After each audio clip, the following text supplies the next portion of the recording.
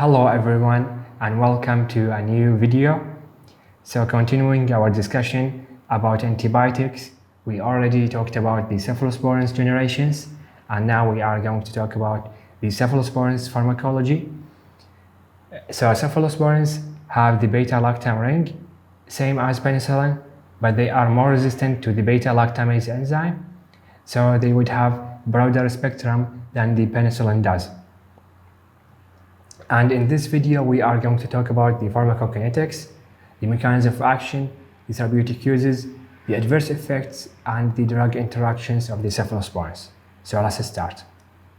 Regarding the pharmacokinetics of the cephalosporins, so for the administration, the cephalosporins, the first two generations are mostly oral formulas, and for the last three generations, it is mostly intravenous formulas. The oral formulas for the cephalosporins are taking 1 hour before or after food, because food interferes with the absorption of the oral formulas of the cephalosporin.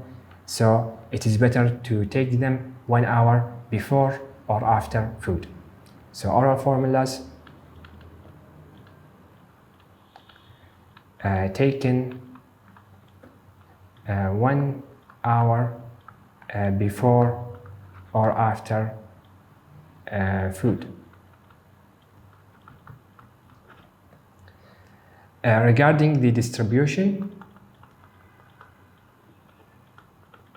the molecular weight for the cephalosporins around from 300 to 600.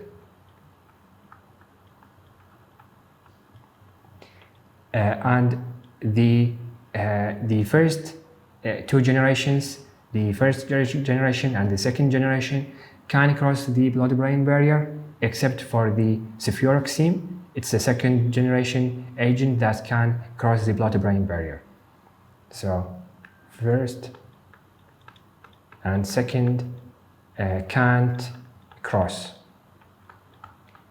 the blood-brain barrier except for the cefuroxime. And third, fourth, and fifth generations can cross, except for the cefoperazone from the third generation. This drug can't cross the blood-brain barrier.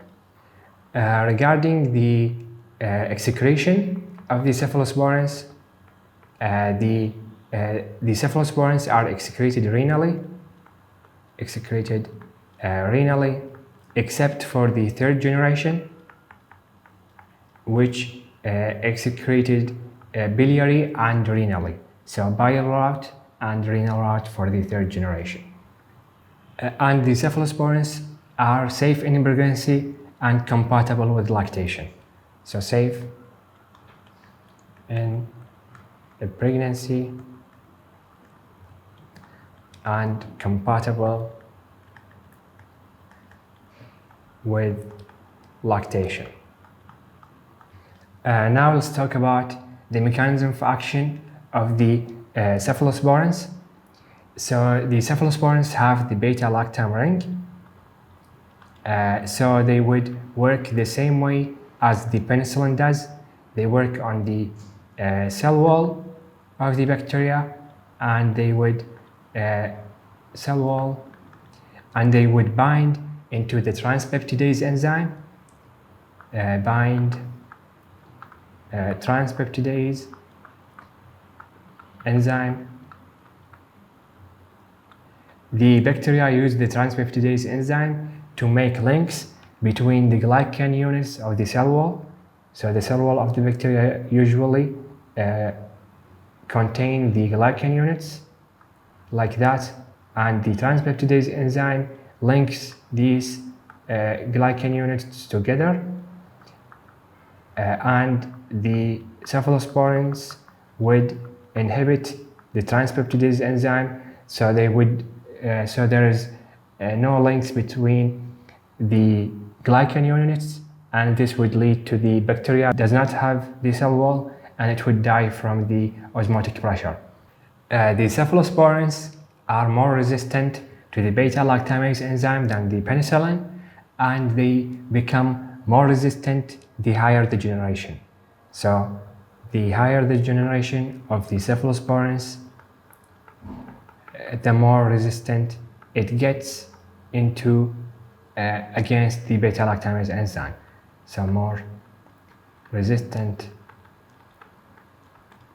to beta-lactamase. So the first and second generations are mainly good with the gram-positives and some gram-negatives, but the third generation would flip. So it would be better with the gram-negatives and some gram-positives. The fourth and fifth generation would be good with all types, so it would be good with the gram-positives, gram-negatives, and anaerobes. So now let's talk about the therapeutic uses of the cephalosporins. The therapeutic uses is to treat infections, and the infections are treated by the cephalosporins are collected in the mnemonic most urgent. So it is used for the most urgent infections. This mnemonic is by Dr. Abdulmuta'al Foda. So credit goes to him for this mnemonic. The M in this mnemonic is for meningitis. The O for osteomyelitis. The S for skin infections.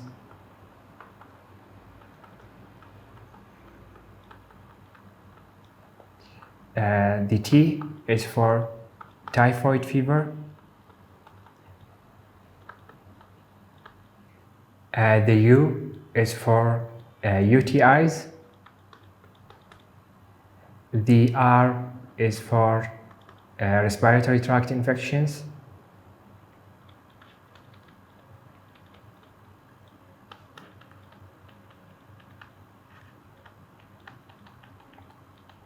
The G is for gonorrhea. And the E is for ENT infections, ear, nose, and throat, including the sinusitis, the otitis, and other infections. The N is for intestinal infections.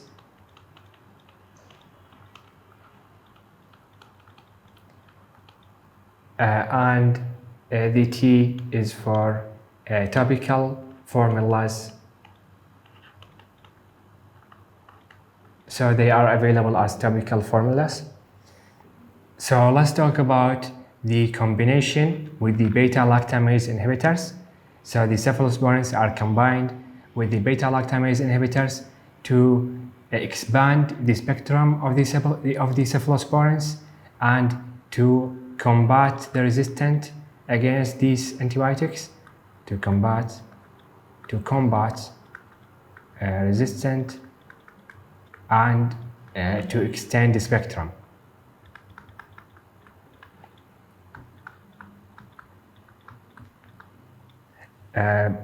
Beta-lactamase inhibitors include beta-lactamase inhibitors include the sulbactam, the tazobactam, and the avibactam. And those work as beta-lactamase inhibitors and they don't have antibiotic activity. They just inhibit the beta-lactamase enzyme, and the cephalosporins are the antibiotics. Examples that we have of cephalosporins that are combined with the beta-lactamase inhibitors include the ceftolozane. Ceftolozane is a fifth generation cephalosporin that is combined with the tazobactam. And we have the ceftazidime, which is a third generation cephalosporin. that is combined with the avibactam. And those are used in treatment of the UTIs, resistant UTIs, and also in treatment of resistant intra-abdominal infections.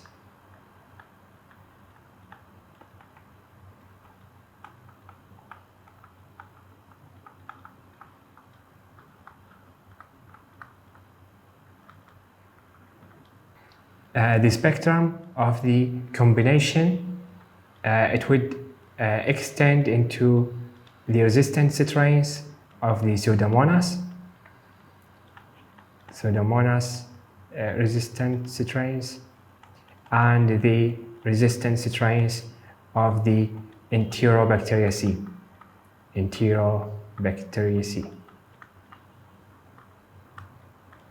Also resistant. And those are combined with metronidazole to extend the anaerobic spectrum. So combined with metronidazole to extend the anaerobic spectrum.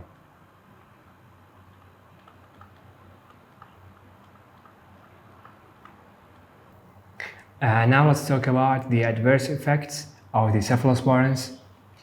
Those include allergic reactions. Same with penicillin. The cephalosporins cause allergic reactions that range from simple skin rashes to life-threatening anaphylactic shock. And 3% of people who are allergic to penicillin are also allergic to cephalosporins, especially the first and second generations, because of the simple structure of these generations, but the structure gets more complex with the higher generations, so they would have less cross allergy with the penicillin. And the people who have anaphylactic shock with the penicillin, advised not to take the cephalosporins, especially the first and second generations, but the fourth and the third and fourth generations can be given with monitoring. The second adverse effect of the cephalosporins is the nephrotoxicity, and that's only with the first generation. The other generations does not cause nephrotoxicity. So the other adverse effect of the cephalosporins is that it causes prothrombemia. The prothrombin is the second clotting factor. So second clotting factor. And the second clotting factor is synthesized in the liver. So there is a number of clotting factors that are synthesized in the liver, including the 10, the 9, and the 7, and the second.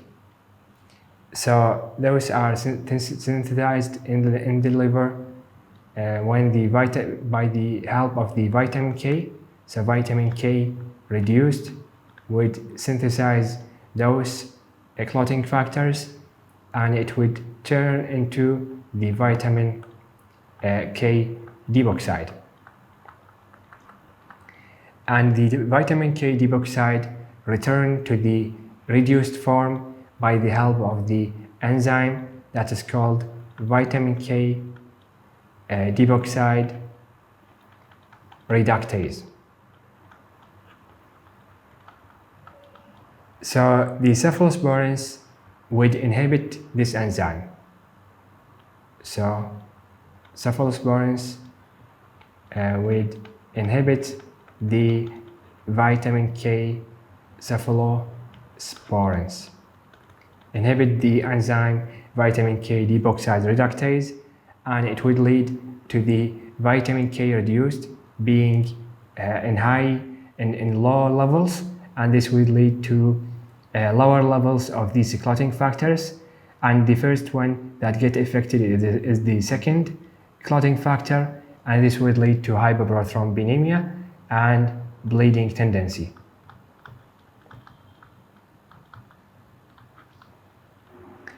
The other side effect of the cephalosporins is that it causes local irritation in form of pain when given intramuscularly, and it causes thrombophlebitis when given intravenously. So thrombophlebitis when given intravenously. So the solution to this is that the cephalosporins is given a normal saline in intravenous route over 30 or 60 minutes. So we would not have the thrombophlebitis, and the IM route is better to be avoided because of the irritation caused. And we also have the super infections as side effect to the cephalosporins. The super infections caused by a drug that have wide spectrum. It lead to the killing of the intestinal bacteria of all types, and it leaves the resistant bacteria like the Clostridium and the Pseudomonas, and those bacteria lead to super infections in form of Clostridium difficile. This would lead to diarrhea and abdominal pain, and treated with metronidazole as the first line. And the cephalosporins are the most antibiotics that cause super infections. So super infections caused by cephalosporins, which are the most antibiotic to cause them.